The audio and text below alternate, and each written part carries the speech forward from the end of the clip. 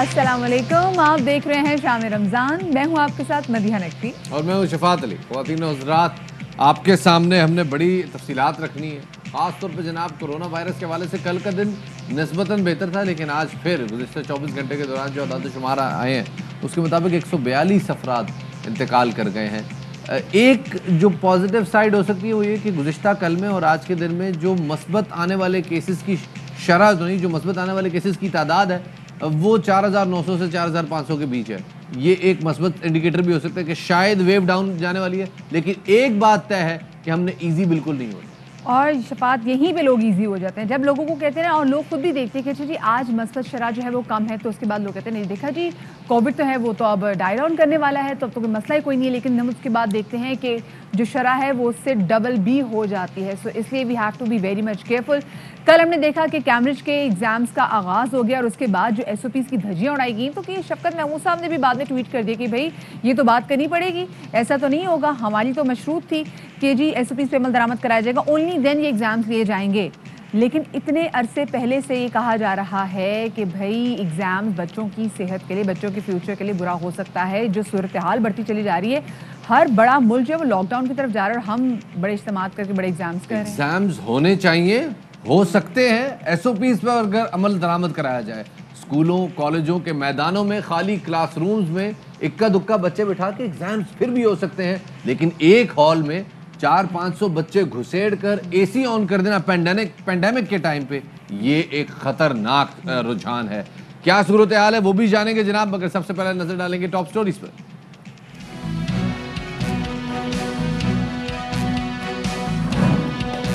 Corona की तशवीशनाक सूरत हाल बदस्तूर मौजूद, मजीद 142 मरीज इंतकाल कर गए। 40 बरस तक के शहरियों की रजिस्ट्रेशन का आगाज हो गया।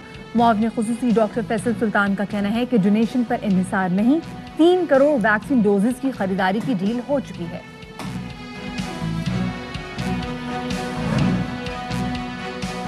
एक तरफ मुकम्मल लॉकडाउन का इंदिया, साथ ही कैम्ब्रिज के इम्तिहानात का सिलसिला भी जारी। SOPs की खिलाफ वर्जी की गई वीडियो सोशल मीडिया पर वायरल। मराकज के बाहर SOPs पर अमल नहीं हो रहा, शफकत महमूद ने भी कबूल कर लिया।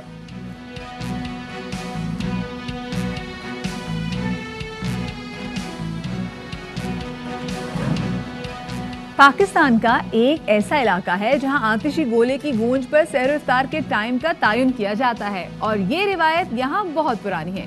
चिन्योट के उमर हयात महल पर नखारा भी बजाया जाता है। और पाकिस्तान समेत दुनिया के कई मुल्कों में सुपरमून का दिलफरेब नजारा, चांद 7% बड़ा दिखाई दिया।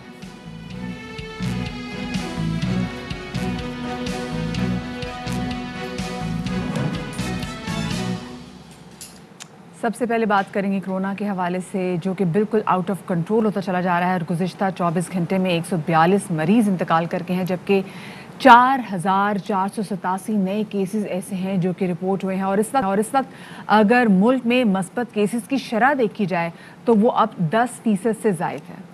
वैक्सीनेशन के लिए 40 बरस से ज़ायद उम्र के शहरियों की रजिस्ट्रेशन शुरू कर दी गई है, जबकि वफाकी काबीना कोरोना वैक्सीन की रिटेल कीमत की मंजूरी भी दे चुकी है।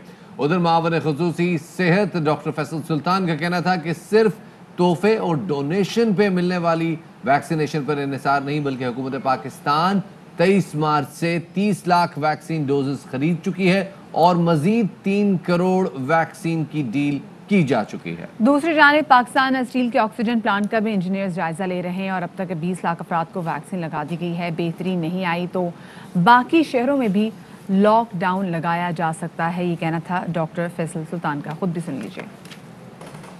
ने जो हमारी आर्म फोर्सेज हैं मदद तलब की है, जो SOPs हैं अमल दरामद हो सके। अगर बीमारी का फैलाव बढ़ता रहा, कुछ शहरों में भी लॉकडाउन को कंसिडर किया जा सकता। तासुर दिया जा रहा है, हुकूमत डोनेशन या तोहफे में आई हुई वैक्सीन के ऊपर इन्हसार कर रही है, ये बिल्कुल गलत है। 30 मार्च से 30 लाख वैक्सीन डोजेज खरीद की जा चुकी हैं, साइन कर ली हैं डील्स इजाफी 3 करोड़ डोजेस की। 17 लाख डोजेस जो हैं हुकूमत चीन की तरफ से बतौर तोहफा या बतौर ग्रांट आई थी।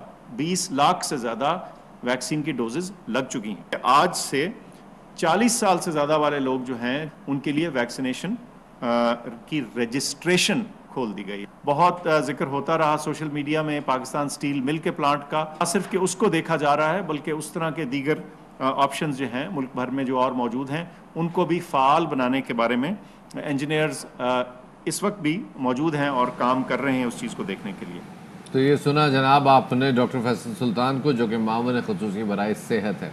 ذرا شہروں کی صورتحال دیکھتے ہیں جناب. شہروں میں اس وقت کیا صورتحال ہے؟ ہمارے ساتھ کراچی سے موجود ہوں گے ہمارے نمائندے افضل پرویز. سب سے پہلے کراچی چلتے ہیں جناب, ان سے معلوم کرتے ہیں کیا صورتحال دیکھ رہے ہیں وہ کراچی میں. جی افضل بتائیے گا.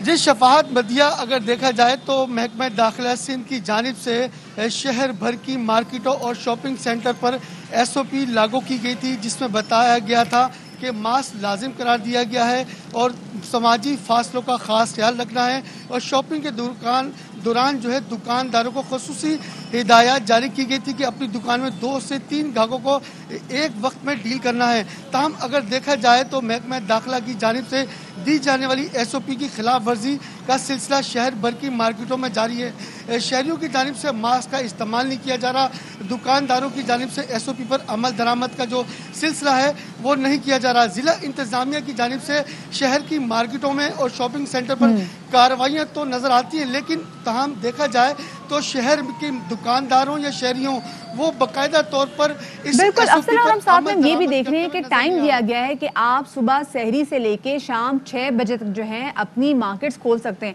لیکن اس کے باوجود ہم یہ بھی دیکھ رہے ہیں کہ ہٹ دھرمی جاری ہے, اپنی ضد بھی جاری ہے. 12 بجے سے پہلے لوگ اپنی دکانیں بھی نہیں کھولتے.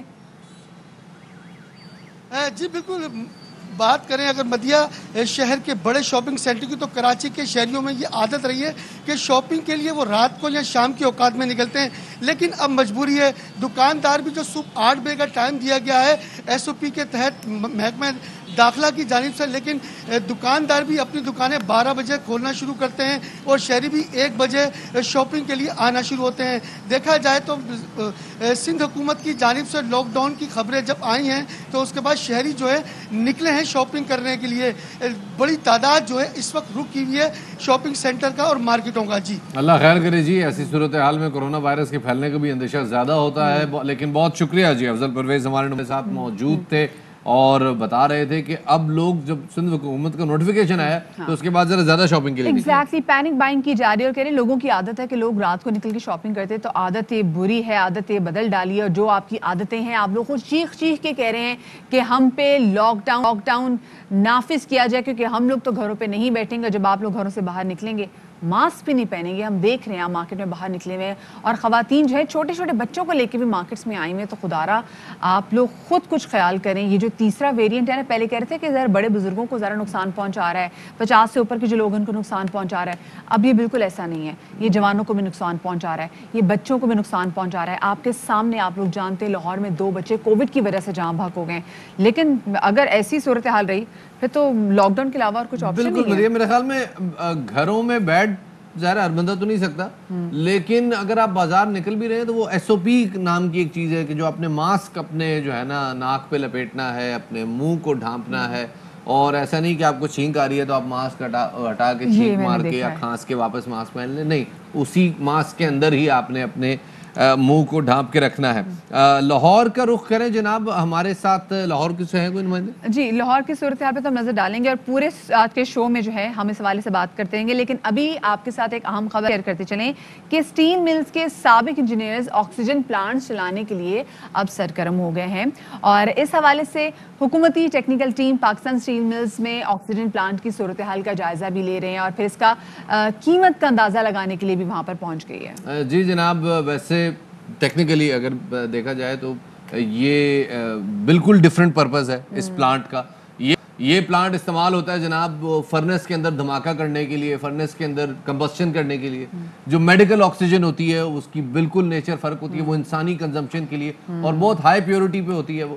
تو اب دیکھنا یہ ہے کہ یہ کیسے اس پلانٹ کو اس حد تک صاف اور اس حد تک ستھرا رکھتے ہیں کہ یہ سلنڈر کے اندر آکسیجن ڈال سکے اور اس میں سے آکسیجن نکل کے انسانی کنزمپشن کے لیے استعمال بھی ہو سکے. یقیناً ان کو ٹریننگ بھی دی جائے گی کیونکہ جو انجینئرنگ ڈیولپمنٹ بورڈ کے علاوہ جو ہے یہ پاکستان آرمی بھی اس ٹیم کا حصہ ہے اور پاکستان اسٹیل ملز کے سابق ملازمین کے مطابق 6 برس سے بند آکسیجن پلانٹ کو کھولنے سے یومیہ 520 ٹن آکسیجن یہاں پر پیدا ہو سکتی ہے اور ہنگامی بنیادوں پر 24 گھنٹے کام کرنے سے ہفتے بھر میں آکسیجن گیس کی پیداوار شروع ہو جائے گی جو 95.5% خالص ہوگی. تو اب یہ دیکھیں گے کہ اس انیشیٹو سے کتنا فائدہ ہوتا ہے اور کس طریقے سے یہ ہیلپ آؤٹ کر سکتی ہے.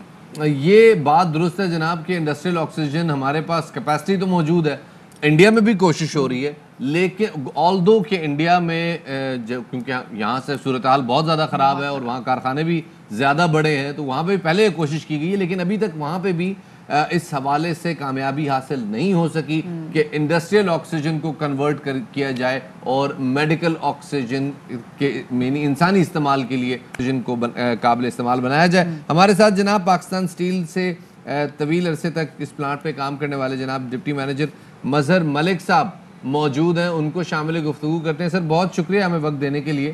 سر پہلے تو یہ بتائیے گا یہ انڈسٹریل آکسیجن یہاں پہ جس طرح سے ڈیولپ ہو رہی ہے اس پلانٹ 6 سال سے بند پڑا ہوا ہے, 6 سال بعد اگر یہ ایکٹیویٹ ہو جاتا ہے چل پڑتا ہے تو آپ کو لگتا ہے کہ یہ آکسیجن اتنی کوالٹی کی اتنی صاف آکسیجن بنا سکے گا کہ وہ انسانی کنزمپشن کے لیے قابل استعمال ہو؟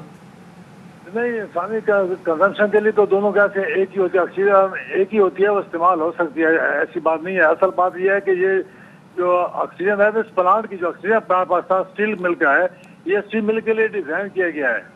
اس کی جو وافر مل رہا ہے اس کا صرف 10% جو ہے وہ لیکوڈ بنے گا, لیکوڈ سے آکسیجن کو میں کنورٹ کر کے اس کو میڈیکل کے لیے استعمال کرتے ہیں. آکسیجن تو ایک ہی ہوتی ہے, صرف بات یہ ہے کہ اس کا صرف 10% یہ زیادہ تر مطلب استعمال زیادہ میڈیکل کے لیے استعمال نہیں ہو سکے گا, باقی جو ادھر استعمال ہوگی. اس کا 10% اس کا جو ہے وہ فل ہو سکیں گے. اچھا صحیح. ملک صاحب یہ بتائیے گا تو جو آپ کے سابق ملازمین ہیں انہوں نے اپنے بیانات میں دعویٰ بھی کیا ہے کہ ایک ہفتے میں اس پلانٹ پر اس پرٹیکولر پلانٹ پر پیداوار شروع کی جا سکتی ہے, کیا یہ پاسبل ہے؟ نہیں, میرا خیال میں تو یہ پاسبل نہیں ہے کیونکہ اس کی 5 کیپٹل پہلے ہو چکی ہیں, کیپٹل ریپیئر ہیں جو ہر 5-6 سال بعد ڈیو ہوتی تھی. وہ فرانس سے لوگ آتے تھے, ایکسپرٹ آتے تھے, وہ اس کی اوور ہالنگ وغیرہ کرتے تھے. ابھی بھی ظاہر ہے جب بھی اس کی اوور ہالنگ ہوگی تو وہ فرانس سے آئیں گے, ایکسپرٹ آئیں گے, وہ اس کا کریں گے. اور ساتھ وہ سپیئر پارٹس بھی ابھی تک ہم نے پاکستان کے کوئی لوکل استعمال نہیں کیے 500 کیپٹل ریپیئر میں. اس کے سپیئر پارٹس بھی فرانس سے آتے ہیں, لہٰذا وہی آئیں گے وہاں سے تو وہی استعمال ہوں گے. اچھا, تو مطلب اگر آپ یہ کہہ رہے ہیں کہ اس سے ایک ہفتے میں پروڈکشن شروع نہیں ہو سکتی تو کیا پاسبل ہے کہ ایک ہفتے نہیں چلے 6 مہینے میں پروڈکشن شروع ہو جائے؟ کووڈ تو رہے گا, تقریباً 3-4 ماہ لگ جائیں گے, لیکن جو اس کی پروڈکشن ہوگی وہ گیس شکل میں ہوگی اور اس کا 10% لیکوڈ بنے گا جس سے سلنڈر فل ہوں گے. اس سے ڈائریکٹ فل نہیں ہو سکتے کیونکہ سلنڈر کا پریشر زیادہ ہوتا ہے. اگر اس کی ویسے ابھی کیپیسٹی ہمیں جو ہم نے ابھی اپنے خبر میں بھی شیئر کی جو ہمیں بتائی گئی ہے وہ 520 ٹن ہے, تو اس کا 10% اس میں سے سلنڈر فل ہو سکتے ہیں؟ نہیں, 15,200 نارمل میٹر کیوبک گیس پیدا ہوگی, اس کا 10% جو ہے وہ لیکوڈ بنے گا, تقریباً 520 ml بنے گا ملی لیٹر. اچھا وہ بنے گا اور اس کی جو ہوگی اس سے وہ سلنڈر فل ہوں گے.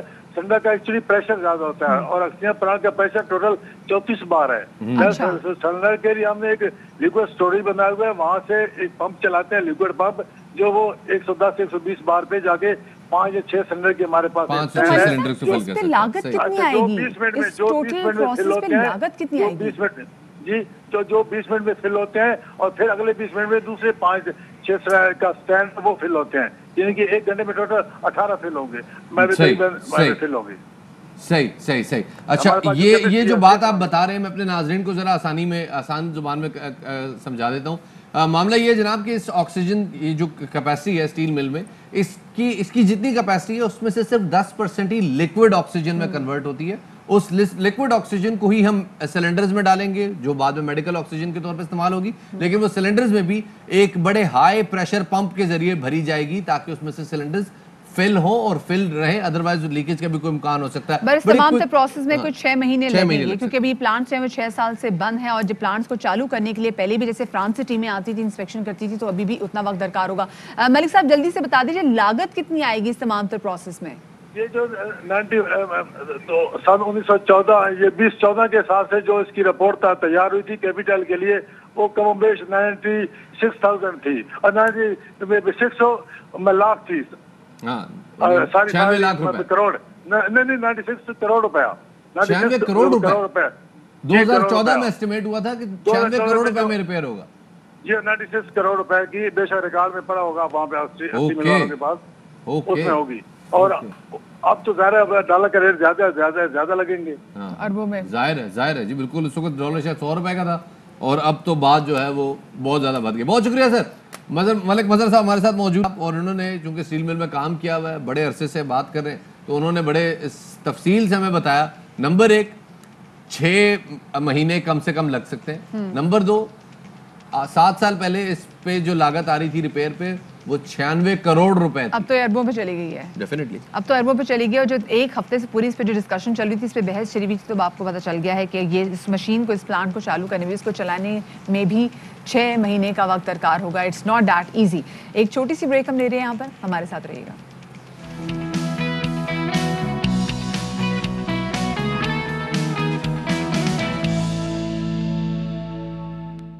वेलकम बैक टू शाम रमज़ान। और अभी हम आपको ले चलते हैं इस्लामाबाद, जहां पर जहांगीर तरीन के हम खाल ग्रुप की वज़ीर आज़म इमरान खान से मुलाकात हुई और उसके बाद मीडिया से गुफ्तगू कर रहे हैं। के मैटर को देखे ना कि शहजाद अकबर साहब की ज़ेर सरपरस्ती वो जो है वो टीम चले और शहजाद अकबर साहब को इस टीम से अलहदा कर दिया जाए और एक न्यूट्रल टीम बना के जहांगीर खान तरीन साहब का जो केस है उसको दोबारा से आप सुने और उसकी आप खुद मॉनिटरिंग करें। और वज़ीर आज़म पाकिस्तान इमरान खान साहब ने हमारी तमाम बातों को एक्सेप्ट किया और उन्होंने कहा कि बिल्कुल ठीक आप कह रहे हैं, मैं खुद इसको मॉनिटर करूंगा और अल्लाह के फजल करम से इंशाल्लाह जो किसी सूरत भी जहांगीर खान तरीन के साथ नाइंसाफ़ी नहीं होगी और इंशाल्लाह ताला जहांगीर खान तरीन साहब के साथ इंशाल्लाह ताला जो बेहतर फैसला होगा वही इंशाल्लाह सब लोग करेंगे।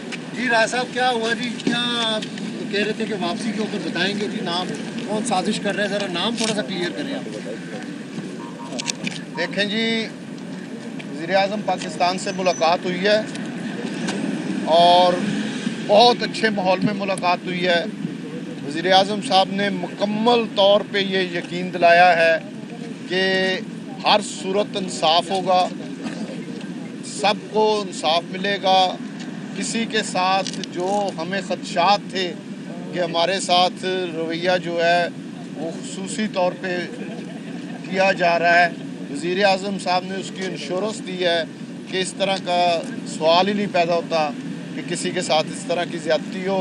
और उन्होंने उसके लिए कहा है कि मुझे थोड़ा टाइम दें, इंशाअल्लाह ताला तमाम इंसाफ के तकाजे जो हैं वो पूरे किए जाएँ। शहजाद अकबर साहब के हवाले से क्या बातचीत हुई है जी प्राइम मिनिस्टर साहब? शहजाद अकबर साहब के बारे में मैंने उन्हें बताया है, उनके इल्म में लाया हूँ और उन्होंने कहा है कि मैं इसको ज़ाती तौर पे भी देख रहा हूँ और आपको इंश्योर करता हूँ कि किसी के साथ भी ज़्यादती जो है वो नहीं होने दूँगा। ये आप मेरे पे छोड़ दें, इसका ज़िम्मेदार मैं हूँ। राय साहब क्या जो शिकायत आपने की थी शहजाद अकबर साहब के बारे में या किसी के बारे में भी, प्राइम मिनिस्टर ने उसको एक्नॉलेज किया है, उसको मान लिया कि ज़्यादती हुई है और उन्होंने कहा कि उनको तब्दील कर दिया जाएगा या अभी सिर्फ वादे वईद हैं? नहीं एक्नॉलेज नहीं किया, हम उनके इल्म में लाए हैं। उन्होंने कहा है मैं इसको ज़रूर देखूँगा, किसी के साथ ज़्यादती नहीं होने दूँगा और मैं इस पर आपको सबको ये यकीन दिलाता हूँ कि आप मेरे साथी हैं। मेरे मुखालफ भी जो लोग हैं मैं उनको भी ये कहना चाहता हूँ कि किसी के साथ ज़्यादती नहीं होगी, इंसाफ होगा। और हम उनकी इस यकीन दहानी पे हमने उनका शुक्रिया अदा किया है और हमें अपने कप्तान और अपने वज़ीर आज़म पर पूरा यकीन है कि इंशाल्लाह हमें इंसाफ मिलेगा। कोई टाइम नहीं है, कोई टाइम नहीं है, साल भी हो सकते हैं, जितना भी टाइम मुनासिब होगा उसमें हो जाएगा। रियाज इस वक्त मीडिया से गुफ्तगू कर रहे थे। उनका कहना था कि वज़ीर आज़म इमरान खान से बहुत अच्छे माहौल में मुलाकात हुई है। साथ में उनका ये भी कहना था कि वज़ीर आज़म इमरान खान ने मुकम्मल यकीन दहानी कराई है कि हर सूरत में इंसाफ होगा। और जब शहजाद अकबर के हवाले से उनसे सवाल पूछा गया तो उनका कहना था कि वज़ीर आज़म इमरान खान ने कहा है कि थोड़ा वक्त दें, तमाम इंसाफ के तकाजे पूरे होंगे और किसी से भी ज्यादती नहीं होने देंगे। इससे पहले एक और हम ख्याल रुकन ने मीडिया से बात करते हुए कहा कि उनकी जानिब से शहजाद अकबर को जहांगीर तरीन के मामले से अलग करने की दरख्वास्त की गई है, जिसको वजीर आजम ने एक्सेप्ट भी कर लिया। लेकिन बहरहाल ये बात अभी राजा रियाज साहब ने इस हवाले से तस्दीक नहीं की। राजा रियाज साहब ने नपे तुले अल्फाज में कहा कि जो भी इंसाफ के तकाजे हैं وہ پورے کیے جائیں گے. کسی دیکھنا یہ ہے جناب یہ آگے کیسے ہوتا ہے. بالکل, اور کسی پرٹیکولر ٹائم فریم کے حوالے سے بات بھی نہیں کی گئی, لیکن آج کیونکہ جہانگیر ترین صاحب کے ہم خیال گروپ کی صبح جہانگیر ترین صاحب بھی ملاقات ہوئی اور اس کے بعد ان کی اب وزیر اعظم عمران خان سے ملاقات ہوئی. اس حوالے سے ہم آپ کو آگے بھی جا کے اپڈیٹ دیتے رہیں گے, لیکن فی الحال لاہور میں ڈاکٹر فردوس عاشق امان میڈیا سے گفتگو کر رہی ہیں. جو ویکسینیشن ہونے جا رہی ہے, حکومت پنجاب جو ہے وہ فیڈرل گورنمنٹ کی سپورٹ سے ویکسینیشن کے عمل کو دگنا کرنے جا رہی ہے, اور چونکہ ہمارے اوپر ہاسپٹلز کے اندر جو لوڈ ہے اس کو سامنے رکھتے ہوئے ایڈیشنل جو ویکسینیشن سینٹر ہیں اس میں ہمیں عملے کی ضرورت جو ہے وہ اس کی بڑھانی پڑے گی تعداد. تو لہٰذا کل تک منسٹری ہیلتھ کو یہ ہدایات دی گئی ہیں کہ وہ اپنی ریکوائرمنٹس جو ہیں وار فوٹنگ پہ اسیس کر کے ہیومن ریسورس کے حوالے سے کہ انہیں ویکسینیٹرز کتنے چاہیے, انہیں نرسز کتنی چاہیے, انہیں ڈاکٹرز کتنے چاہیے, اور جو ویکسین کی خریداری کے حوالے سے سست روی ہے اس پہ بھی وزیر اعلیٰ نے وار فوٹنگ پہ ہنگامی حالت کا احساس کرتے ہوئے ہنگامی بنیادوں پہ یہ تمام اقدامات جو ہیں وہ اٹھانے کے لیے ہدایات دی ہیں. اس کے علاوہ سیکٹری ہیلتھ اور وزیر صحت نے اجلاس کو بتایا کہ جو ہمارا ویکسین خریداری کا پروسیس ہے اس کو صاف شفاف عمل سے گزارنے کے لیے جو متعلقہ ریکوائرمنٹس ہیں پیپرا رولز کے مطابق ان کو مد نظر رکھتے ہوئے پیرالل ساتھ ہم آلٹرنیٹیو میئرز کی طرف جا رہے ہیں کہ ہمیں جن کمپنیز کو انٹرنیشنلی یہ سہولت دستیاب ہے کہ وہ مختلف ممالک میں ویکسین فروخت کرنے کے مجاز ہیں, ڈریب کے ساتھ رجسٹرڈ وہ کمپنیز جو ہیں ان کو اوپن بڈنگ کے ذریعے جو ہے وہ محکمہ صحت جو ہے اس ویکسینیشن کی خریداری, ویکسین کی خریداری اور ویکسینیشن پروسیس کو اور زیادہ فعال بنانے کے لیے جو ہے وہ پرعزم ہے. آج اس میٹنگ کے اندر NCOC کے جو فیصلے ہیں ان کے اطلاق کے حوالے سے کچھ تجاویز فردر جو ہیں وہ سامنے لائی گئیں.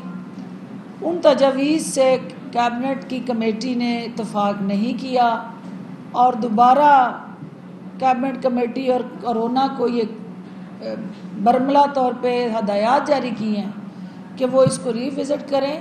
اس میں یہ تھا کہ 6 بجے تک گروسریز کو بھی بند کر دیا جائے اور صرف پیٹرول پمپ, اور 6 بجے کے بعد پیٹرول پمپ اور ہمارے جو پولٹری شاپس ہیں ان کو صرف کھلا رکھا جائے اور میڈیکل سٹورز. اس کو آج سر 9 دوبارہ سے سیس کرنے کے لیے کل تک کا ٹائم دیا گیا تاکہ رمضان المبارک کی سحری اور افطاری کے ساتھ جڑا جو ہمارا ایک مسلمان کی حیثیت سے ہماری ضروریات ہیں ان کا بھی تحفظ ہو اور لوگوں کی جانوں کا بھی تحفظ ہو. تو اس کے لیے کل تک جو ہے نا ایک اور تو جناب آپ سن رہے تھے فردوس عاشق امان صاحبہ کو. یہاں وقت ہو گیا ایک چھوٹے سے بریک کا, ہمارے ساتھ رہیے گا.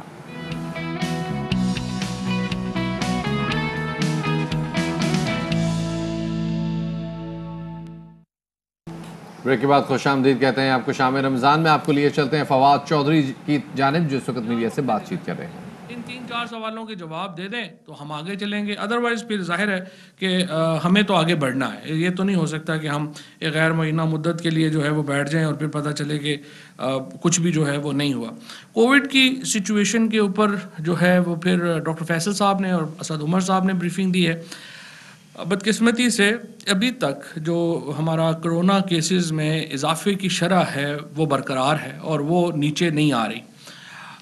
باوجود اس کے کہ کچھ جس طرح کے اقدامات ہوئے ہیں، باوجود اس کے کہ جس قسم کی، اس میں میڈیا کا بھی بڑا شکر گزار ہوں، جس طریقے سے 3 دنوں سے میڈیا نے لوگوں کو یہ باور کرایا ہے کہ آپ کو کرونا SOPs آبزرو کرنے ہیں. یہ تمام ہمارے جو ٹیلی ویژنز ہیں، تمام ہمارے جو اخبارات ہیں، انہوں نے پورا زور لگایا ہے کہ عوام الناس جو ہیں وہ SOPs کو فالو کریں. اور آپ دیکھیے حکومت اتنی سیریس ہے. کل ہم نے خیبر پختونخوا میں اپنے وزیر کے اوپر FIR کر دی.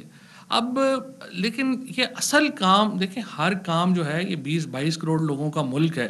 آپ ہر کام ڈنڈا لے کے تو پیچھے نہیں کرا سکتے، خود بھی کوئی عقل کرنی چاہیے.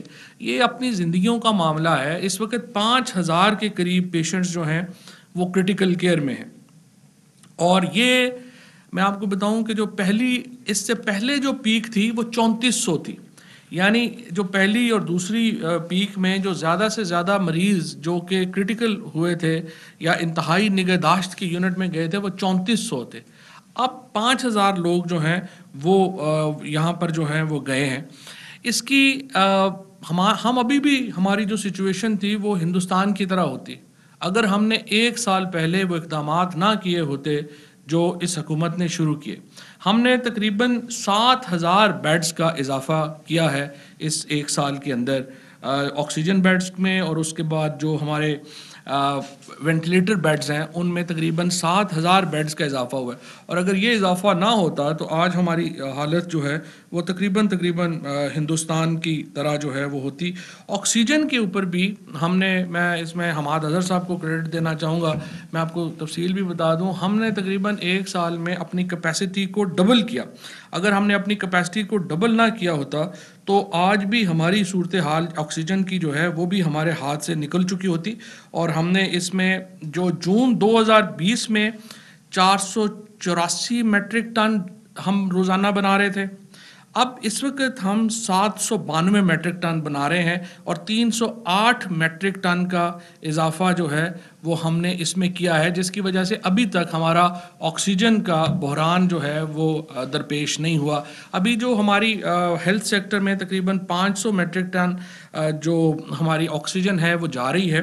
اور اگر ہم دیکھیں تو یہ اس وقت جو ہمارے کرٹیکل پیشنٹس ہیں ان کی ضروریات کے لیے کافی ہے، لیکن ابھی ہم تقریباً 90% کے اوپر اپنے پہنچ گئے ہیں. اگر ہمیں اس کے بعد ضرورت پڑی تو 2 طرح سے آکسیجن 3 طرح کے آپشنز ہمارے پاس موجود ہیں. ایک تو ظاہر ہے کہ ہم اپنی جو انڈسٹریل ضرورت ہے اس وقت آکسیجن کی، اس کو ہم انڈسٹری سے کٹ کر کے جو ہیلتھ سیکٹر ہے اس میں دے دیں گے.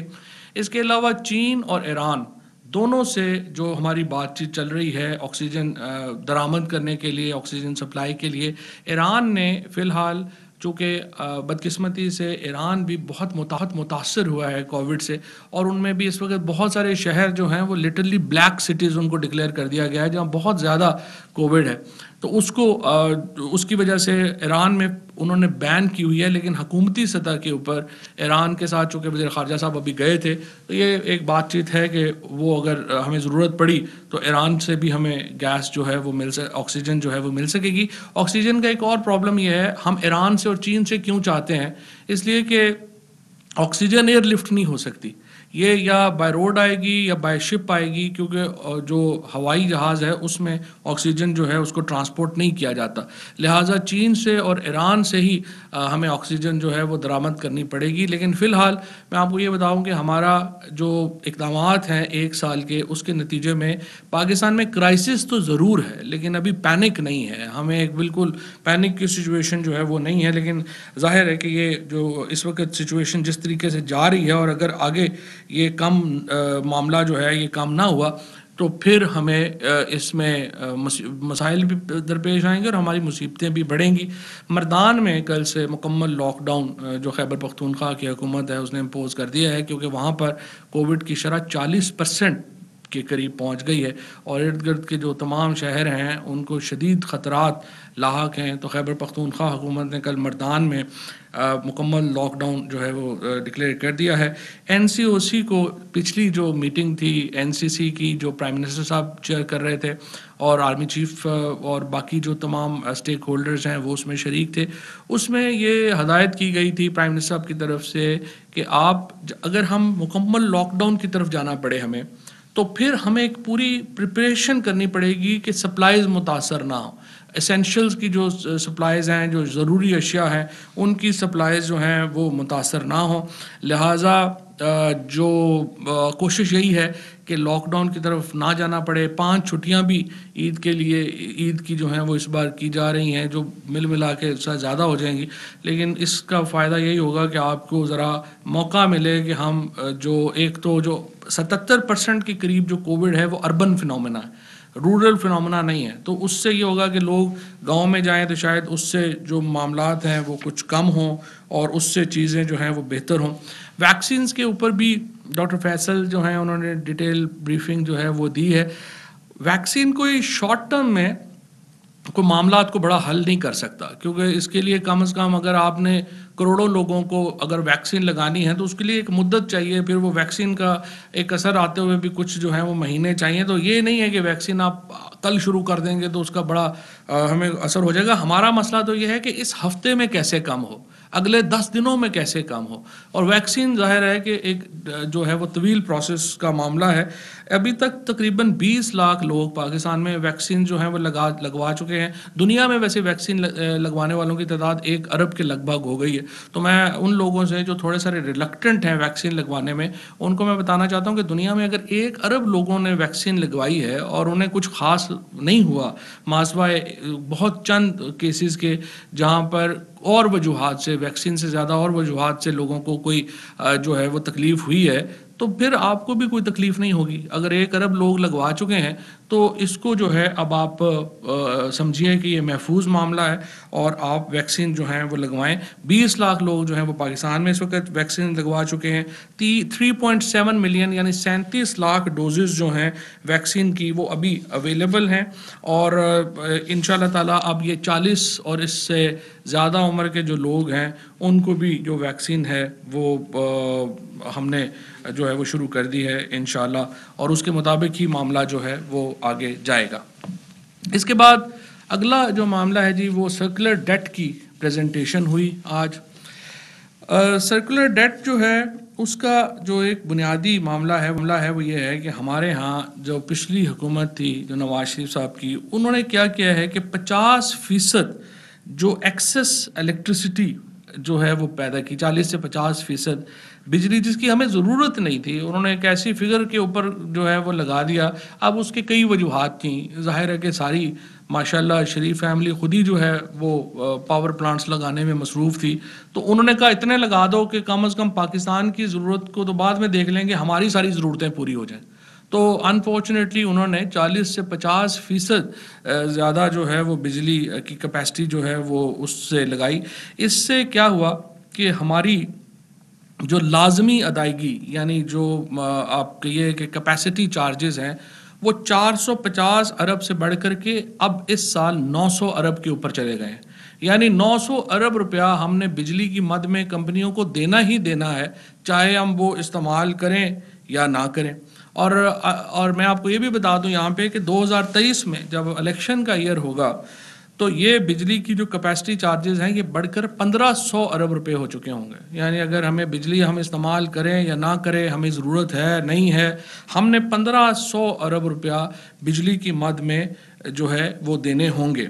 اس کی وجہ سے جو بجلی کے نرخ ہیں جو 11 روپے 75 پیسے تھے اس سے بڑھ کر اب تک جو ہے وہ 16 روپے 44 پیسے جو ہے وہ یہ 40% اضافہ. اصولی طور کے اوپر دیکھیے 11 روپے 75 پیسے سے بڑھ کر کے ہمیں تقریباً یہ بجلی جو ہے وہ 22-23 روپے میں جو ہے وہ پڑتی ہے. اگر آپ کیپیسٹی چارجز دیکھیں جو ڈبل ہو گئے تو بجلی کی قیمت میں آپ کو 22-23 روپے اضافہ کرنا تھا, لیکن 22-23 روپے آپ اگر اضافہ کر دیں گے تو آپ کی تو ساری انڈسٹری بیٹھ جائے گی. تو اس لیے وزیر اعظم صاحب بار بار اس بات کے اوپر جو ہے وہ زور دے رہے ہیں, اور ہماری جو اس وقت پاور منسٹری ہے اور جو فائننس منسٹری ہے ان کو دوبارہ وزیر اعظم صاحب نے یہ ہدایت کی ہے کہ کچھ اس قسم کی آپ راستے ڈھونڈیں جس میں بجلی کی قیمت بڑھائے بغیر ہم اس معاملے کو اس کا کوئی حل جو ہے وہ نکال سکیں. اور جس طرح مثال کے طور کے اوپر جو انیفیشینٹ پلانٹس ہیں ابھی تک گورنمنٹ کے، جو گورنمنٹ اونڈ پلانٹ تھے 3500 میگا واٹ کے، وہ ہم نے تقریباً 50% جو ہیں وہ سپٹمبر 2022 کو جو ہے، ایک تو پہلے جو ہے وہ بند ہو چکے ہیں، اب جو باقی ریمیننگ ہے وہ سپٹمبر 2022 تک جو ہیں وہ بند کر دیے جائیں گے. اسی طرح سے پرائیویٹ سیکٹر کی 11 IPPs ہیں جن میں 3300 میگا واٹ جو ہے ابھی ان کا، لیکن وہ بہت مہنگا بنتا ہے، اور 60 ارب روپے ہم ان 11 IPPs کو دے رہے ہیں. اب ان سے بات چیت یہ چل رہی ہے کہ یہ 11 IPPs جو ہے وہ حکومت خرید لے اور اس کے بعد ان کو جو ہے وہ بند کر دیا جائے، تاکہ 60 ارب روپے جو ہے وہ ہمیں جو دینے پڑ رہے ہیں وہ نہ دینے پڑیں. اس میں جو لائن لاسز اور ٹیکنیکل لاسز ہیں وہ 2018 میں 18.3% تھے، جو کم ہو کے 17.8% پہ آ گئے ہیں. زیادہ کم نہیں ہوئے، لیکن اس میں یہ ہے کہ آپ دیکھیں کہ بجلی کی قیمت بڑھنے کے باوجود اگر وہ کم ہوئے ہیں تو ظاہر ہے کہ یہ ان کی ایک بڑی اچھی کارکردگی ہے، اور اس سے ریکوری ریشو جو ہے وہ بھی ان کی جو ہے وہ بہتر ہوئی ہے. اب جو پرائم منسٹر صاحب کا اگلا جو ڈائریکشن ہے وہ یہ ہے کہ جو پاور منسٹری اور فائنانس منسٹری آپس میں مل کے بیٹھیں گے اور وہ اس کو دیکھیں گے کہ کس طریقے سے وہ اس کو جو ہے وہ آگے لے کر کے چلتے ہیں. اسی طریقے سے جو PIA کا ایک معاملہ ہے، PIA کا جو لاس تھا وہ 57 ارب روپے سالانہ سے کم ہو کر کے آپریشنل لاس جو ہے وہ 1 ارب روپے کے اوپر آ گیا ہے، جو ظاہر ہے کہ ایک بڑی کامیابی ہے موجودہ مینجمنٹ کی. لیکن اصل پرابلم جو ہے وہ PIA کا وہ لون ہے، جو دوبارہ تقریباً 460 ارب روپے کا اوور آل خسارہ ہے PIA کو.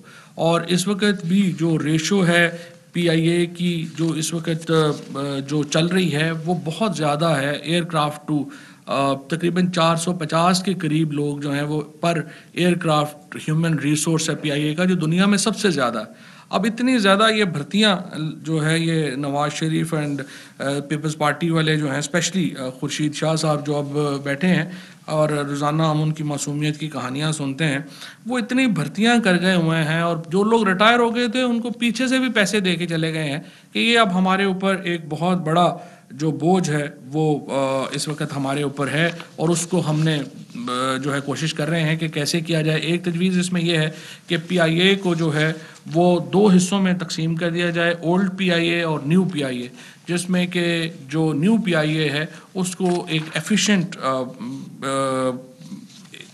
ایئر لائن کے طور کے اوپر آگے بڑھایا جائے اور ان کو اس کے مطابق جو ہے وہ آگے لے کے جو ہے وہ چلا جائے. اس کے ساتھ ساتھ جو باقی معاملات تھے اس میں جو COC کے فیصلے تھے، کیبنٹ کمیٹی آن انرجی کے اور ECC کے، ان کی جو ہے وہ توثیق جو ہے وہ کی گئی ہے. اور کچھ جو معاملہ ہے کیبنٹ نے ندیم لودھی صاحب کو CEO اپوائنٹ کیا ہے سندھ انفراسٹرکچر ڈیولپمنٹ کمپنی کا. اس کے ساتھ جو لیجسلیٹو کمیٹی کا یعنی CLC کے جو قوانین تھے، جو تجاویز آئی تھیں، ان کو ریکٹیفائی جو ہے وہ کیا گیا ہے. اب باتیں ہیں آخری معاملے کی طرف، جو کہ آج ملاقات ہوئی MNA صاحبان کی پرائم منسٹر صاحب سے. اس ملاقات میں یہ سارے وہ MNAs تھے جو کہ آپ دیکھ رہے ہیں کہ وہ جہانگیر ترین صاحب کا جو ایک معاملہ چل رہا ہے اس میں انہوں نے اپنی باقی وزیر اطلاعات و نشریات فواد چودھری کی میڈیا بریفنگ جاری ہے. یہاں وقت ہوگا ایک چھوٹے سے بریک کا، ہمارے ساتھ رہیے گا.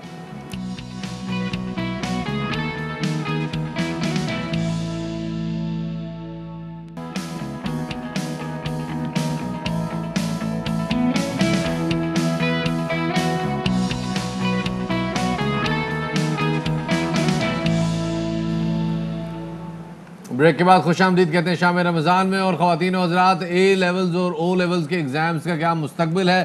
کیمبرج ایگزام کے مستقبل کے حوالے سے شفقت محمود ایک اہم پریس کانفرنس کر رہے ہیں، آئیے چلتے ہیں. سیکرٹریز اور ان سب نے اس میٹنگ میں پارٹیسپیٹ کیا.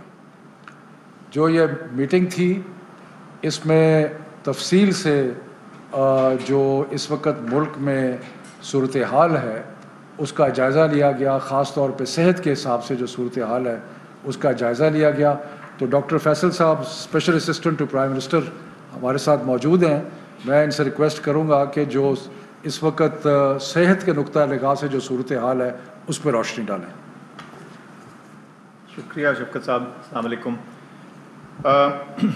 آج صبح بھی پریس بریفنگ میں نے کچھ اعداد و شمار سامنے رکھے تھے اور اس کرونا وائرس کی اس تیسری لہر کی شدت کے بارے میں آپ کو آگاہ کیا تھا.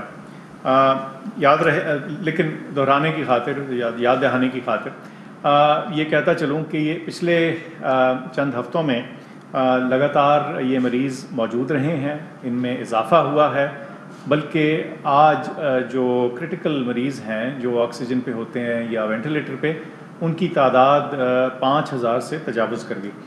جب سے یہ وبا شروع ہوئی ہے پاکستان کے اندر, یہ کرٹیکل مریضوں کی تعداد میں سب سے بڑا نمبر ہے. کہنے کا مقصد یہ ہے کہ اس وبا کی یہ تیسری لہر شدت سے موجود ہے اور اس کے نتیجے میں NCOC میں اور NCC کے بڑے فیصلے کے ذریعے زیادہ اسٹرکٹ کمپلائنس, یعنی زیادہ جو ہماری ریسٹرکشنز ہیں ان کے اوپر زیادہ سختی سے عمل درآمد کے لیے بہت سارے اقدامات کیے گئے ہیں. بلکہ شاید آپ کو معلوم ہو کہ گزشتہ روز مردان میں تو لاک ڈاؤن کر دیا گیا, اس لیے کہ وہاں کی جو پازیٹیوٹی کی شرح تھی وہ بہت زیادہ تھی.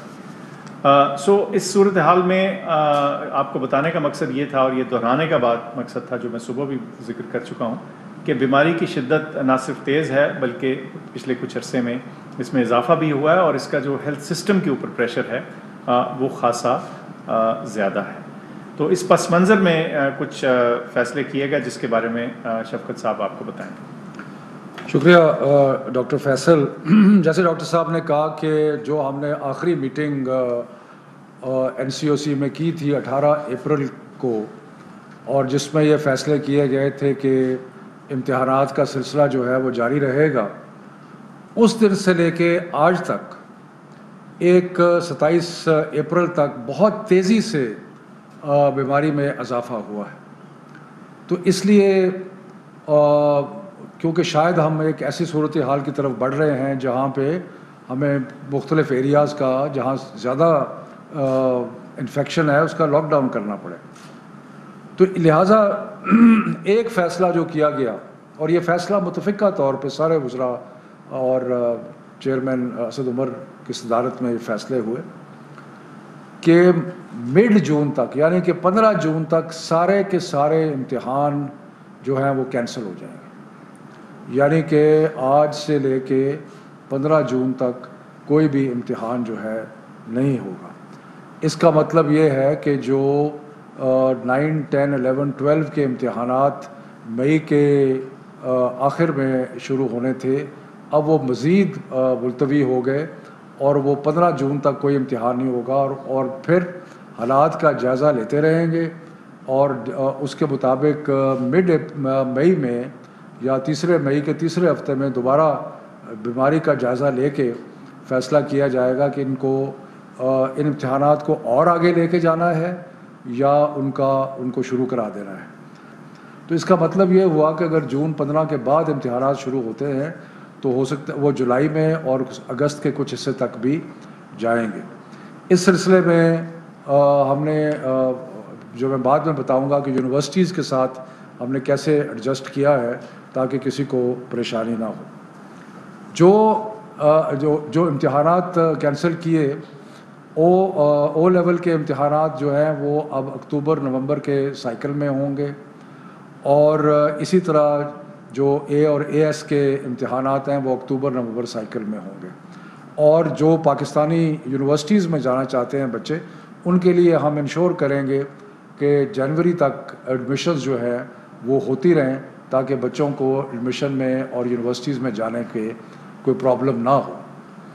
لیکن یہ سب کچھ کرنے کے باوجود ایک ایسا طبقہ رہ جاتا ہے بچوں کا کہ جو مختلف مجبوریوں کی وجہ سے اگر وہ ابھی امتحان نہیں لیتے تو پھر ان کا سال ضائع ہوتا ہے.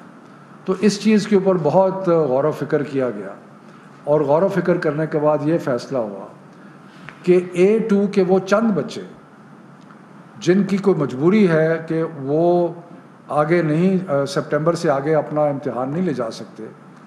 جیسے میں نے پہلے کہا کہ وہ A2 کے بچے جو اکتوبر نومبر کے سائیکل میں امتحان دیں گے ان کی ایڈمیشن پاکستانی یونیورسٹیز میں ہم انشور کریں گے کہ جنوری تک ہو جائے.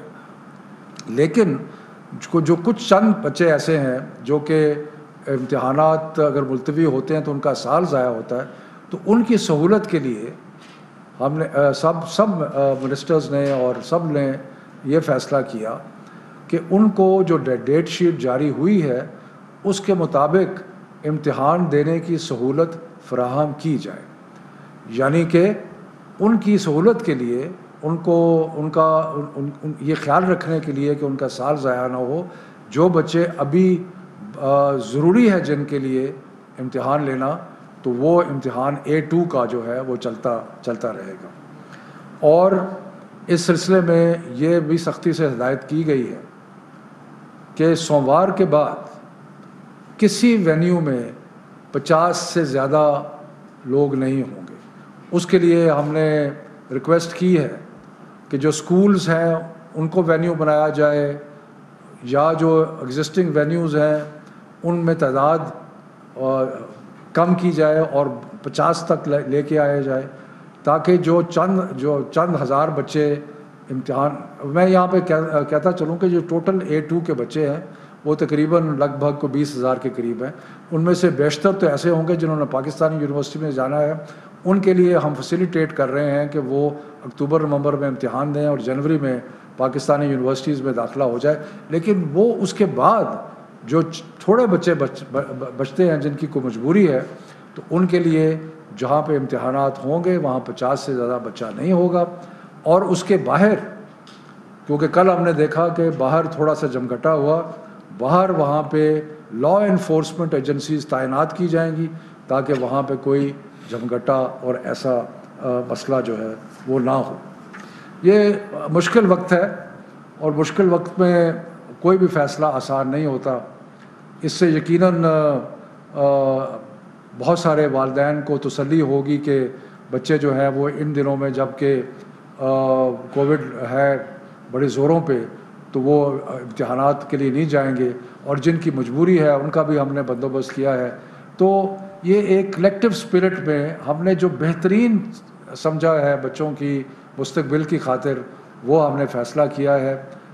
اگر زیادہ تر بچے جو ہیں, اور جیسے پہلے کیوریج اعلان کر چکا ہے کہ جو بچے اکتوبر نومبر میں جو ملتوی ہو رہے ہیں کوئی ایکسٹرا چارج, کوئی ایکسٹرا فی جو ہے وہ نہیں لی جائے گی, اور مختلف اور بھی کنسیشنز دیے ہیں وہ بھی سارے اپلیکیبل ہوں گے.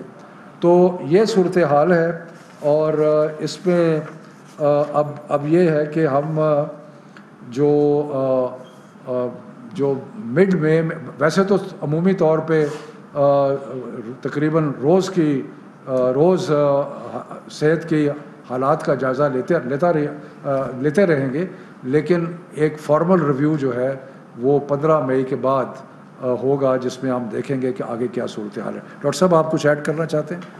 شوکت صاحب بس اتنا کہ یہ جو کل تعداد تھی اس AO لیول کی, یہ تقریباً 85,000 بچے تھے جنہوں نے مختلف اوقات میں مختلف دنوں میں امتحان دینا تھا. اس میں سے اب یہ کم ہو کے 21,000 رہ جائیں گے. اگر وہ تمام بھی دینا چاتے ہیں بچے امتحان لے کے, جیسے شوکت صاحب نے کہا کہ اس کی تعداد فردر کم ہو جائے گی, کیونکہ جن کو یہ فیسلٹی یا ایک جو پاکستان کے اندر جو ایڈمیشنز ہیں وہ آگے چلی جائیں گی, تو یہ آپشن ان کے پاس آ جائے گی. اور جو امتحان دے بھی رہے ہوں گے وہ جو ہماری SOPs ہیں اس کی بہت اسٹرکٹ کمپلائنس وہاں انشور کی جائے گی. کسی بھی ایک سینٹر کے اندر یا ایک کمرے کے اندر 50 سے زیادہ بچے نہیں ہوں گے, اور جو باہر کی بھیڑ ہے اس کو بھی ذرا زیادہ اسٹرکٹلی مینیج کیا جائے گا تاکہ کسی جگہ بھی بہت ہجوم نہ. میں صرف آخر میں یہ کہہ دوں کہ امتحانات بہت ضروری ہوتے ہیں بچوں کے لیے, اس لیے کہ ایک جو مسلسل پڑھائی اور محنت اور وہ سب کچھ ہوتا ہے, اس کا آخری وقت جو ہے وہ امتحان ہوتا ہے. اور جتنے بھی ہم تعلیم کے وزیر اور سارے لوگ بیٹھے تھے انہوں نے بڑا غور کیا اور کہا کہ امتحان کے بغیر کوئی چارہ نہیں ہے, لیکن فیسیلیٹیشن کے لیے کچھ زیادہ تر امتحان نومبر میں یا جولائی کے بعد, اور کچھ بچوں کو فیسیلیٹیٹ کرنے کے لیے آج کل امتحان. بہت مہربانی, شکریہ. کرتے چلیں اے اور او لیولز کے ایگزام جو ہیں وہ اکتوبر اور نومبر تک پوسٹ پون ہے، جبکہ A2 کے بچوں کی تعداد جو 20,000 کے قریب ہے اور ان کا سال ضائع ہونے کا خدشہ ہے، وہ یہ امتحانات میں جو کرنٹ ڈیٹ شیٹ ہے اس میں اپیئر ہو سکتے ہیں۔ لیکن فی الحال بڑی خبر، 15 جون تک ملک میں کوئی ایگزام نہیں ہوگا۔ بالکل شفاعت، نہ 9ویں جماعت کا، نہ 10ویں جماعت کا، نہ 11ویں نہ 12ویں جماعت کا مڈ آف جون تک کوئی ایگزام نہیں ہوگا۔ ساتھ میں او لیولز اور اے لیولز کے بھی جو ایگزام ہیں، A2 کے اسپیسیفکلی وہ ایگزامز جو کہ ضروری ہیں وہ ہوتے رہیں گے۔ ساتھ میں آپ کو بھی بتاتے چلیں کہ کافی اہم جو ہے یہ اجلاس آج ہوا ہے، جس میں بہت اہم اعلان سامنے آیا ہے کہ 9ویں جماعت، 10ویں جماعت، 11ویں اور 12ویں کا مڈ جون تک کوئی ایگزام نہیں ہوگا۔ ساتھ میں انہوں نے خود ذکر کیا کہ کل جو انہوں نے SOPs کی دھجیاں اڑتے ہوئے دیکھی ہیں، اس کے بعد ایگزامز جو ہیں وہ کینسل کر دیے گئے کیمبرج کے۔ آپ کو لیے چلتے ہیں لاہور، جہاں اس وقت نون لیگی رہنما میڈیا سے بات چیت کر رہے ہیں۔ اس حوالے سے یہ ہے کہ اپنا یہ بڑا امپورٹنٹ سا معاملہ ہے، دونوں طرف سے کشمیری جو ہے اس میں سارے سٹیک ہولڈر، مسلمان بھی ہیں، غیر نان مسلم بھی ہیں، ریاست جموں کشمیر جو رہنے والے، پھر پاکستان کی پارلیمنٹ بھی ہے، یہاں پر بھی پتہ چلنا چاہیے، پولیٹیکل پارٹیز بیٹھی ہے، ہماری لیڈرشپ اس کو بھی پتہ چلے، تاکہ ایک قومی اس امانگی کے ساتھ جو ہے نا ایک وہ آگے بات کی جا سکے۔ تو یہ وہ بنیادی بات تھی جس کے لیے ہم نے آج کو اپنی لیڈرشپ کو یہاں پر بلایا ہے۔ شہباز شریف صاحب کہنے لگے کہ صدر پارٹی کے کہ مجھے پہلے پتہ، میں نے کہا جی آپ کا ہمیں پتہ نہیں چل رہا تھا کہ آپ جیل میں ہوں گے، کب ہوں گے، باہر یہ چھوڑتے آپ کو کہ نہیں چھوڑتے، تو انشاءاللہ وہ بھی تشریف لائیں گے۔ رائے صاحب جو ہے وہ بھی آزاد جموں کشمیر کی پارلیمانی بورڈ کی پارٹی کے بعد مسلم لیگ نون کے رہنما اس وقت اسلام آباد میں میڈیا سے گفتگو کر رہے تھے، اور ابھی آپ کو بتائیں کہ روشن ڈیجیٹل اکاؤنٹ کے ذریعے آنے والے غیر ملکی زر مبادلہ $1 ارب کی سطح کو عبور کر چکا ہے، جس کے بعد اب اسٹیٹ بینک روشن ڈیجیٹل پاکستان کے تحت 2 نئے منصوبے لا رہا ہے۔ سینیٹر فیصل جاوید کہتے ہیں کہ روشن اپنی جگہ کارآمد بھی ہے اور روشن سماجی خدمت کے منصوبے بھی لائے جا رہے ہیں۔ وزیر اعظم جمعرات کو 11 بجے سمندر پار پاکستانیوں سے خطاب کریں گے۔ اسٹیٹ بینک کا کہنا ہے کہ RDA یعنی روشن ڈیجیٹل اکاؤنٹس کے ذریعے آنے والے فنڈز کا بہاؤ صرف 7 ماہ میں $1 ارب کی سطح عبور کر گیا ہے۔ 6 ماہ میں روشن ڈیجیٹل اکاؤنٹس میں جمع کروائی گئی رقم تقریباً $80 کروڑ سے زائد ہے۔ مالیاتی شعبے کے حوالے سے ان کا ماننا ہے کہ یہ جو روشن ڈیجیٹل اکاؤنٹس ہیں، ان کی رقوم میں آمد میں جو اضافہ ہے، اس کا مطلب یہ ہے کہ جو سمندر پار پاکستانی ہیں ان کی جانب سے اعتماد کا اظہار کیا گیا۔ بالکل، جو اس حوالے سے مزید لیتے ہیں ہمارے معیشت خرم شہزاد اس وقت ہمارے ساتھ موجود ہے۔ خرم، بہت شکریہ شام رمضان کو وقت دینے کے لیے۔ یہ جو اتنی اچھی خبریں آ رہی ہیں یہ مسلسل آتی رہیں گی اور آگے پاکستان کی معیشت کو، عام آدمی کو بھی فائدہ پہنچے گا اس کا؟ جی دیکھیں، بات یہ ہے کہ روشن ڈیجیٹل پاکستان میں جو پیسہ آ رہا ہے وہ تو ایک لمیٹڈ سکوپ ہے اس کا، اس میں میرا نہیں خیال کہ بہت وائڈ اسپریڈ امپیکٹ ہوں گے، لیکن ایک اچھی بات یہ کہ اس کی وجہ سے جو کرنسی ہے وہ اسٹیبل ہوئی ہے، بلکہ اس میں بہتری ہوئی ہے۔ کرنسی یعنی کہ پاک روپی ورسز ڈالر، اور ڈالر جب بھی آتے ہیں آپ کے پاس تو نیچرلی اس کی وجہ سے آپ کی جو کرنسی ہے اس میں امپروومنٹ آتی ہے، اور وہ ہم نے دیکھی بھی ہے۔ تو روشن ڈیجیٹل اکاؤنٹ ہے تو ایک یہ ہے، ایک ایڈیڈ ایڈوانٹیج ہے۔ $1 بلین ہم نے آپ کو یاد خرم ہمارے ساتھ ہی رہیے گا۔ خواہد آپ کو لیے چلتے ہیں اسلام آباد، جہاں اس وقت مریم نواز میڈیا سے بات چیت کر رہی ہیں۔ سپورٹ بھی کرتے آئے ہیں، ان کو پتہ نہیں ہے تو پھر کس کو پتہ ہے؟ تو اگر یہ سمجھتے ہیں کہ اس قسم کی کوئی سازش کر کے، کوئی جوڑ توڑ کر کے یہ کوئی فیصلہ کر دیں گے، جس طرح کشمیر پہلے انہوں نے انڈیا کی جھولی میں پھینک دیا، اینیکس کر دیا اس کو، اس طرح یہ اگر کوئی اور کام کرنے چاہ رہے ہیں جس کے لیے یہ راہ ہموار کر رہے ہیں تو یہ سن لیں کہ ایسا ہم ہونے نہیں دیں گے انشاءاللہ۔ اس میں کشمیریوں کی مرضی بھی شامل ہوگی، کوئی بھی اگر آپ نے اس کا حل دیکھنا ہے تو اس میں کشمیریوں کی اور پاکستانیوں کی مرضی بھی شامل ہوگی، اس میں آپ اپنے آپ کوئی فیصلہ نہیں کر سکتے۔ جہاں تک آپ نے کشمیر کے الیکشنز کی بات کی تو کشمیر کا الیکشن بالکل وہ ہمارا اپنا الیکشن ہے۔ میاں صاحب انگلینڈ سے بیٹھ کے ان ٹچ ہیں پوری پارٹی کے ساتھ، اور ہم پلان کر رہے ہیں کہ اپنی کیمپین کو بھرپور طریقے سے چلائیں۔ مسلم لیگ نون نے 5 سال راجہ فاروق حیدر صاحب کی لیڈرشپ میں، ان کی پرائم منسٹرشپ میں جس طرح سے آزاد کشمیر میں کام ہوئے ہیں، خدمت ہوئی ہے، جس طرح سے یہ حکومت چلائی ہے انہوں نے، وہ اپنی مثال آپ ہے۔ اور اس وقت کشمیریوں کا جو آزاد کشمیر کے جو بھی جتنے بھی عوام ہیں ان کا جو ٹرینڈ ہے کلیئرلی مسلم لیگ نون کی طرف ہے، اور مسلم لیگ نون کی فتح انشاءاللہ تعالی یقینی ہے۔ لیکن ہم ضرور جائیں گے, میں جاؤں گی, پارٹی کے دیگر سینئر ممبران ہیں وہ جائیں گے, ہم کشمیریوں کے ساتھ کھڑے ہوں گے, جا کے ان کے ساتھ مل کے ان کے پاس جا کے ہم ان کو اپروچ بھی کریں گے, کیمپین بھی چلائیں گے, اور اس میں انشاءاللہ آپ ہمیں پیچھے نہیں پائیں گے. اچھا میڈم صاحب یہ بتائیے گا کہ آپ کے ایک انٹرویو کو بنیاد بنا کر باری باری کر لینا کیا جا رہا ہے, خاص طور آپ کے ایک سابقہ ساتھی جماعت اب جو آپ سے لگا ہو گئی پی ڈی ایف سے, ان کی طرف سے بھی کہ دیکھیں جی اب تو مریم نواز نے بھی اس چیز کو ثابت کر دیا ہے کہ ہماری لڑکی ٹھیک تھی اور مسلم لیگ نون نہیں چاہتی کہ یہ گورنمنٹ جائے, اور یہ سازش, انہوں نے اس کو کوئی سازش کا نام دیا ہے. اصل حقیقت کیا ہے اس انٹرویو میں, آپ کیا کہنا چاہ رہی تھی, وضاحت کر دیں. میرا جو انٹرویو ہے وہ بہت کلیئر ہے.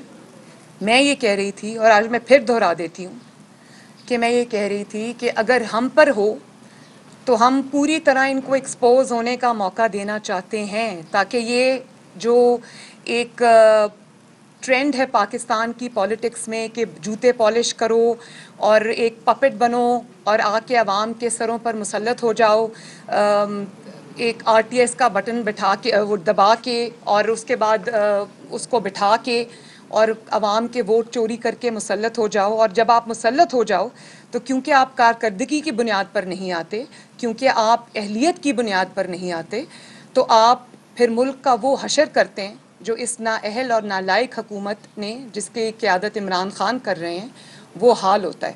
تو ہم تو یہ چاہتے ہیں کہ اس لعنت کا, میں اس لعنت کا لفظ اس لیے استعمال کروں گی, یہ پاکستان کے عوام کے لیے بہت بڑی ایک لعنت ہی میں کہوں گی, کہ جس کی وجہ سے ان کے اوپر یہ مشکلات آج آئی ہیں.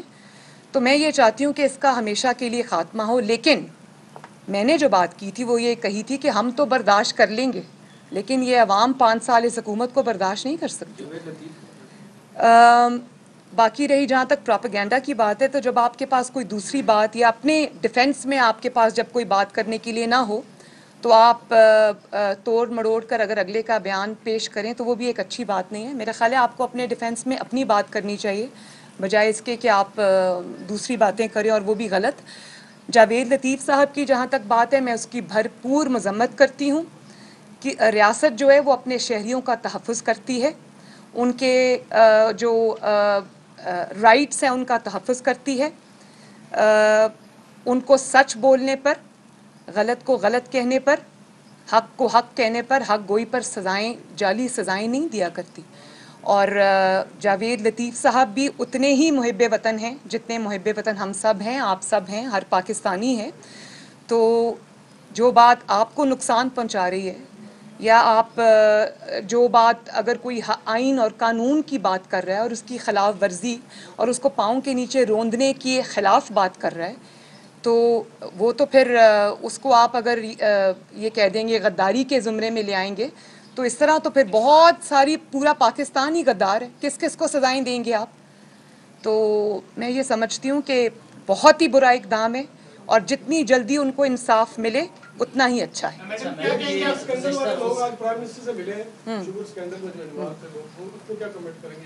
سوال کیا آپ کا, میں کیا کامنٹ کروں اس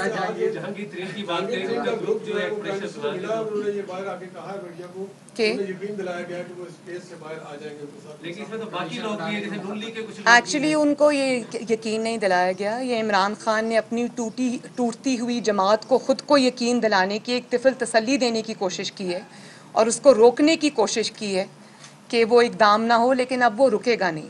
جیسے جیسے الیکشنز قریب آئیں گے, آپ نے دیکھا کہ NA 249 پہ آپ ہی کے ایک چینل پہ, آئی تھنک سما ٹی وی چینل نے ایک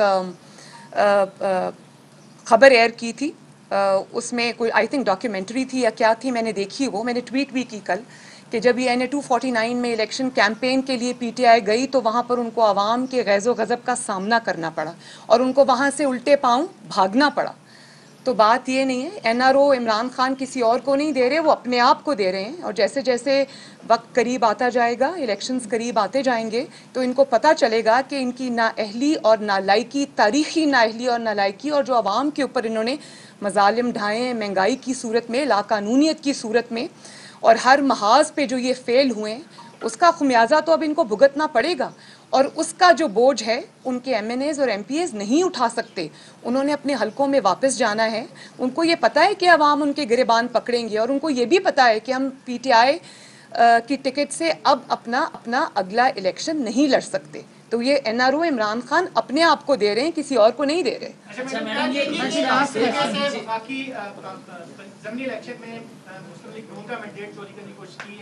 اب جو ہے کشمیر میں جو ہے پی ٹی آئی کی تمام جو ہے خرید و فروخت کا سلسلہ شروع کیا جا رہا ہے, بیرسٹر سلطان محمود کا نام لے جائے, کسی اور کا نام لیا جائے, کوئی معاملے میں سب میں, تو کیسے بچیں گے, کیسے ان چیزوں کو ایکسپوز کریں گے؟ جیسے ڈسکا میں کیا, اور میں یہ سمجھتی ہوں کہ ڈسکا کے اندر جس طرح عوام نے پورے قوت کے ساتھ, جرأت کے ساتھ ووٹ چوروں کو نہ صرف ان کے ہاتھوں کو روکا ہے بلکہ ان کو رنگے ہاتھوں پکڑا ہے اور ان کو سزا دلوائی ہے, ان کے ہاتھوں سے اپنی سیٹ چھینی ہے. تو میں یہ کہہ دینا چاہتی ہوں کہ مسلم لیگ نون اب وہ پرانی جماعت نہیں رہی جو شرافت سے مار کھا لیتی تھی اور شرافت کی ہی سیاست کرتی تھی. اب مسلم لیگ نون مقابلہ کرتی ہے, کرے گی. اگر گلگت بلتستان اور 2018 الیکشنز کا ریپیٹ اگر آزاد کشمیر میں کیا گیا تو مسلم لیگ نون, اس کا ورکر, اس کا ووٹر اور عوام اس کی بھرپور مزاحمت کریں گے. اور میں یہ سمجھتی ہوں کہ راجہ فاروق حیدر صاحب جو ہیں وہ ایک بہت دبنگ, دلیر اور حق گو انسان ہیں. اگر ان کے مینڈیٹ پہ, مسلم لیگ نون کے مینڈیٹ پہ کسی نے ڈاکہ ڈالنے کی کوشش کی تو یہ نگلنا ان کے لیے آسان نہیں ہوگا. اچھا میڈم, ایک میں بات جی آزاد کشمیر کے الیکشن میں دھاندلی جو ہے نا وہ پھر مودی کے اور ہندوستان کے بیانی کی تائید میں ہوگا, یہ میں صاحب بتا دوں. بالکل اس وقت مریم نواز میڈیا سے بات چیت کر رہی تھی اور ان کے ساتھ راجہ فاروق حیدر بھی موجود تھے. راجہ فاروق حیدر نے کشمیر کے حوالے سے بات کرتے ہوئے کہا کہ نہ پاکستان از خود کوئی قدم اٹھا سکتا ہے نہ ہندوستان, کشمیر فریق ہے. ساتھ ہی مریم نواز نے کہا جناب کہ کشمیر والے معاملے سے سازش کی بو آ رہی ہے. کیا کہنا ہے ان کا اور کیا مطلب ہے اس بات کا؟ اس حوالے سے بات کرنے کے لیے ہمارے ساتھ موجود ہیں اے آر وائی کے پروگرام دی رپورٹرز کے سینئر اینکر پرسن اور ہمارے اسلام آباد بیورو کے بیورو چیف صابر شاکر صاحب. صابر صاحب, کیسے دیکھتے ہیں آپ اس معاملے کو؟ واضح طور پہ اشارہ کر رہی ہیں اسلام آباد میں ہونے والی کچھ دن پہلے کی ایک بیٹھک کا جس میں آپ بھی موجود تھے. کشمیر کے معاملے پہ جو اب مریم نواز نے یہ بیان دیا ہے, کیسے دیکھتے ہیں آپ اس کو؟ میرا خیال ہے کہ وہ یہ چیزیں تو چلتی رہتی ہیں, لیکن ان فیکٹ یہ ہے کہ جو ریکارڈ پہ چیزیں ہیں وہ یو اے ای بھی بتا چکا ہے, سعودی عرب کی طرف سے بھی بتایا جا چکا ہے, روس کے وزیر خارجہ پاکستان کا وزٹ کر چکے ہیں, روس بھی بتا چکا ہے کہ پاکستان اور انڈیا کے درمیان ایک بیک ڈور ڈپلومیسی جو ہے اس کا آغاز ہوا ہے. اور اس سلسلے میں جو ہماری پولیٹیکل لیڈرشپ ہے وہ بھی ویل انفارمڈ ہے اور ہر تمام متعلقہ ادارے, تمام متعلقہ اتھارٹیز آن بورڈ ہیں. یہ کوئی سیکرٹ ایجنڈا کوئی بھی نہیں ہے.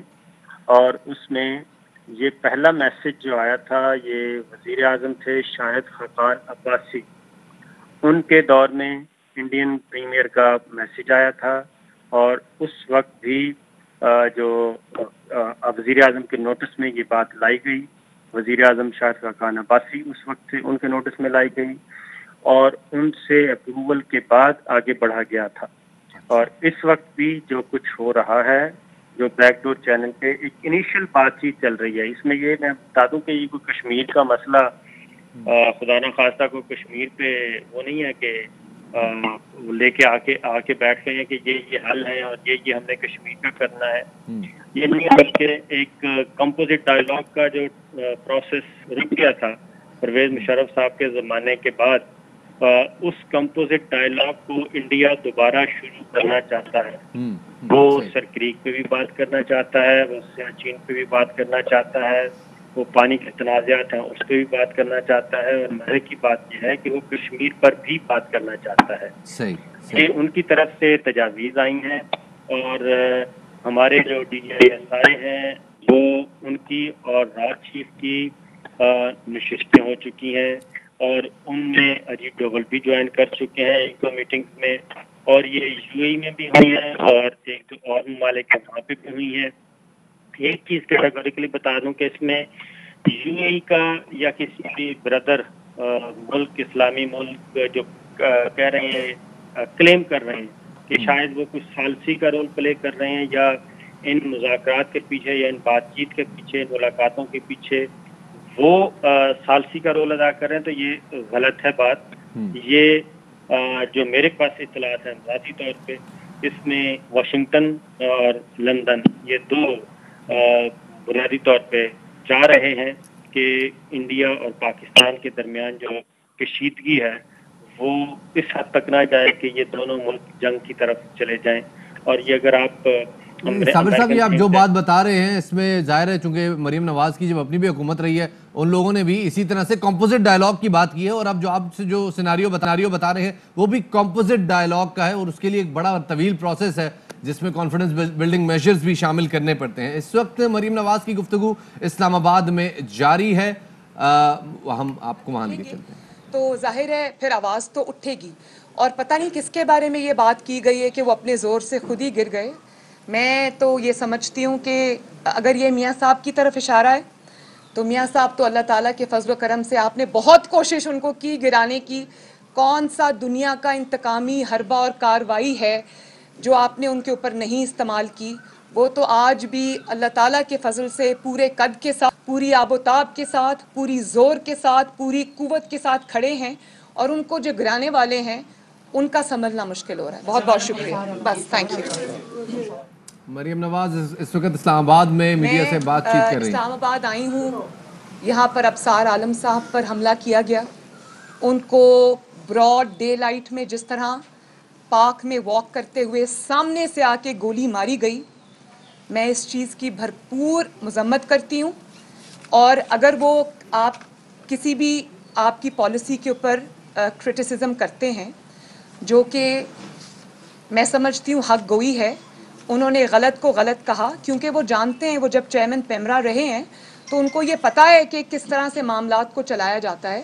اگر وہ اس چیز کو ہائی لائٹ کرتے ہیں، اگر وہ غلطیوں کی نشاندہی کرتے ہیں، تو اس کو سائلنس کرنے کا، اس کو خاموش کرنے کا، ڈسینٹ کی آواز کو یہ طریقہ نہیں ہے. یہ کسی بھی جمہوری ملک میں اس قسم کی جو چیز ہے وہ بہت ہی ایک غلط روایت ہے جس کو ختم کرنا چاہیے. اور یہ لوگوں کی جانوں کو پر حملہ کرنا، ان کو خاموش کرانے کی کوشش کرنا، کسی کو جیل میں ڈال کر، کسی کو گولی مار کر، یہ چیز جو ہے وہ ختم ہونی چاہیے. اور یہ بہت برا واقعہ ہے. میں اس کی جتنی بھی مذمت کروں کم ہے. کیا ہے جی؟ آپ بھی پوچھ لو. چلے پوچھ لیں. او ہو بھائی پوچھ، میں کھڑی ہوں نا، پوچھیں. شارٹ کوسچن ہے. آرمی چیف نے اسی ہفتے صحافیوں سے ملاقات کی اور کہا کہ اپوزیشن الزام لگا رہی ہے کہ موجودہ حکومت یا اسٹیبلشمنٹ نے کشمیر بھیج دیا، حالانکہ شاہد خاقان عباسی کا نام کوٹ کر کے وہ کہہ رہے ہیں کہ انہوں نے اجازت دی تھی بھارت سے بات چیت کرنے کی.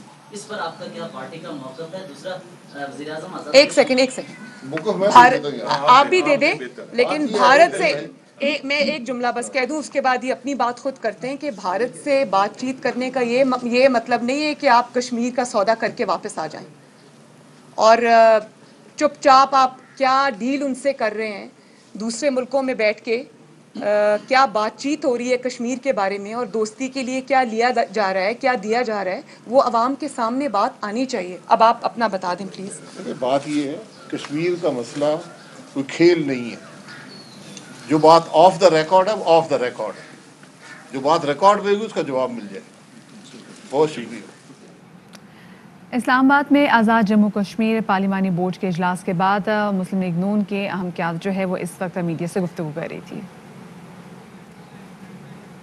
تو جناب یہ سارا معاملہ آپ نے سنا، اور اس سے پہلے جناب ہم جانے سے پہلے بات کر رہے تھے روشن ڈیجیٹل اکاؤنٹس کے حوالے سے، اور ہمارے مہمان خرم شہزاد صاحب ماشاءاللہ کافی دیر سے ہمارے ساتھ موجود ہیں. خرم صاحب بات کر رہے تھے ہم روشن ڈیجیٹل اکاؤنٹس کے حوالے سے. $1 ارب پاکستان میں آ گیا ہے، لوگ سیلیبریٹ کر رہے ہیں، وزیر اعظم اوورسیز پاکستانیوں کا شکریہ ادا کر رہے ہیں. آپ بتائیے گا اس میں سیلیبریشن کتنی بنتی ہے، کتنی جائز سیلیبریشن ہے اس میں؟ دیکھیں سیلیبریشن میرے خیال میں بہت زیادہ تو نہیں بننی چاہیے. اس کی وجہ یہ کہ اس میں 70% تقریباً جو ہے وہ ڈیٹ ہے، قرضہ ہے اس میں 70%.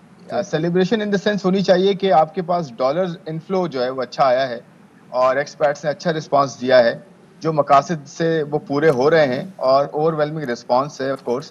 بٹ ہمیں یہ بھی دیکھنا ہے کہ اس میں 70% قرضہ ہے. ایکسپرٹس پاکستانیز کے ساتھ اور بھی یہ بھی کہا جا رہا ہے کہ بینکس بھی پول ان کر رہے ہیں, بینکس بھی اس میں شیئر کر رہے ہیں, یا جو بھی ان کو کیپٹل پرووائڈ کیا جا رہا ہے اس میں ان کی شیئرنگ ہے. صرف ایکسپرٹس انڈیویجولس کو جو ہے فائدہ نہیں ہو رہا, دیکھا یہ جا رہا ہے کہ اس میں کچھ انسٹیٹیوشنز بھی ہے جو کہ فائدہ اٹھا سکتے ہیں. تو میرے خیال میں تھوڑا سا اسٹیٹ بینک کو اس کو دیکھنا چاہیے کہ آگے جاتے ہوئے ہمیں ایک پرابلم یہ ہو سکتی ہے جب اس کی ری پیمنٹ ہوگی, جب اس کا قرضہ ہمیں واپس دینا ہوگا تو وہ اب $1 بلین ہو چکا ہے, یہ $2 بلین بھی ہوگا. ہم اس پہ ڈسکشن کرتے ہیں اس بات.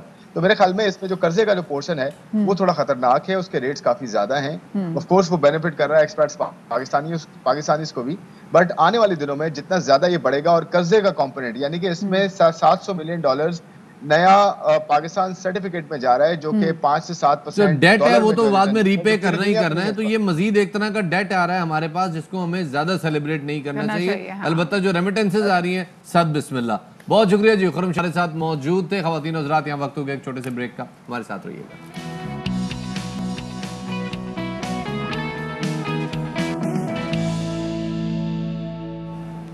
ویلکم بیک ٹو شام رمضان. اور اب شام رمضان میں وقت ہو گیا ہے آج کی ریسیپی کا, اور آج کی ریسیپی بہت ہی آسان ہے, بچے بڑے شوق سے کھائیں گے. اکثر ایسا ہوتا ہے نا شفاعت, جب ہمارے پاس برگرز آتے ہیں یا پیزا آتے ہیں ساتھ میں کولسلو ساتھ میں آتی ہے. برگرز کون سے, اسلام آباد والے یا ڈیفینس والے, کون سے والے؟ مطلب صحیح دیسی والے برگر, جو پاکستانی جو برگر بنتا ہے نا اس کی بات کریں. کولسلو ضرور اس کے ساتھ سرو ہوتی ہے.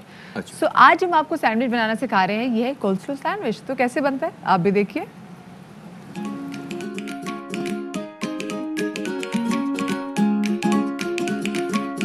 آج کی ہماری ریسیپی ہے کولسلو اسٹائل سینڈوچز. مایونیز 1 کپ, گاجر 1 کپ, بند گوبھی 1 کپ, پیاز 1 کپ, ہرا دھنیا 2 ٹیبل اسپون, شہد 1 table spoon, black paper 1 table spoon, نمک حسب ذائقہ, مسٹرڈ پیسٹ 1 ٹیبل اسپون. اب اس کو اچھے سے مکس کر لیں.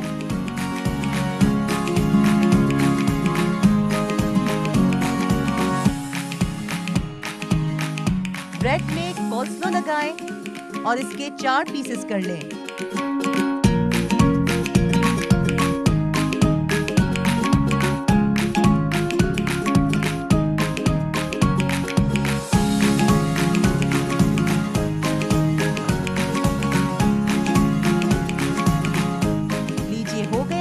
کولسلو سینڈوچ تیار.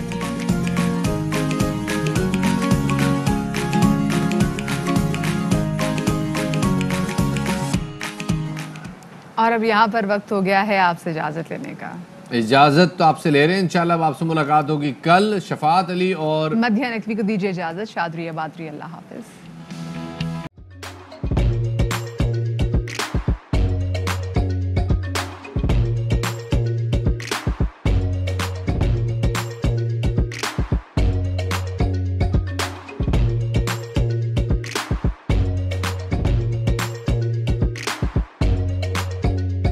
Instead of saving up for a new toy or a trip to Disney World, a 7-year-old بدلاً من توفير لعبة جديدة 来自阿拉巴马州的一名7岁女孩没有花 एक नए खिलौने या डिज्नी वर्ल्ड की यात्रा के लिए बचत करने के बजाय Alabama Anstatt für ein neues Spielzeug oder eine Reise nach Disney World zu sparen, hat En stade für un eus qu'elles EDN reise nach Disney World zus par an.